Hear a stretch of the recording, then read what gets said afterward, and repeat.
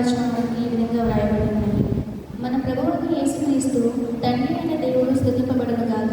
మృతులలో నుండి యేసుక్రీస్తు తిరిగి లేచుట వలన జీవంతో కూడిన నిరీక్షణ మనకు కలుగునట్లు, అనగా అక్షయమైనదియు నిర్మలమైనదియు వాడబారనిదియు స్వాస్థ్యం మనకు కలుగునట్లు ఆయన తన విశేష కనికరము చొప్పున మనలను మరలా జన్మింపచేసెను. కడవరి కాలమందు బయలుపరచబడుటకు సిద్ధముగా ఉన్న రక్షణ మీకు కలుగునట్లు విశ్వాసము ద్వారా దేవుని శక్తి చేత కాపాడబడు మీ కొరకు ఆ శాస్త్రము పరలోకమందు భద్రపరచబడి ఉన్నది. ఇందువలన మీరు మిక్కిలి ఆనందించుచున్నారు గాని అవసరమును బట్టి నానా విధములైన శోధనల చేత ప్రస్తుతమున కొంచెం కాలం మీకు దుఃఖము కలుగుచున్నది. నశించిపోవు సువర్ణము అగ్ని పరీక్ష వలన శుద్ధపరచబడుచున్నది కదా. దానికంటే అమూల్యమైన మీ విశ్వాసము ఈ శోధనల చేత పరీక్షకు నిలిచినది. యేసుక్రీస్తు ప్రత్యక్షమైనప్పుడు మీకు మెప్పును మహిమయు ఘనతయు కలుగుటకు కారణమగును.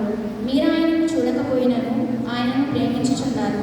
ఇప్పుడు ఆయన కనులారా చూడకే విశ్వసించుచు మీ విశ్వాసమునకు ఫలము అనగా ఆత్మరక్షణను పొందుచు చెప్పన సత్యమును మహిమాయుక్తమునైన సంతోషము గలవారే ఆనందించుచున్నారు.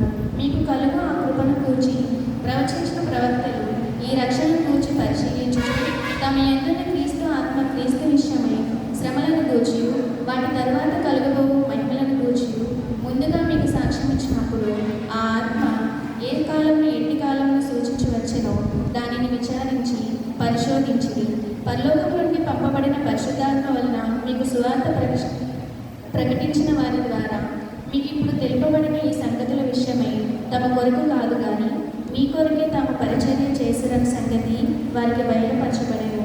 దేవదూతలు ఈ కార్యములను తొంగి చూడగోర్చున్నారు.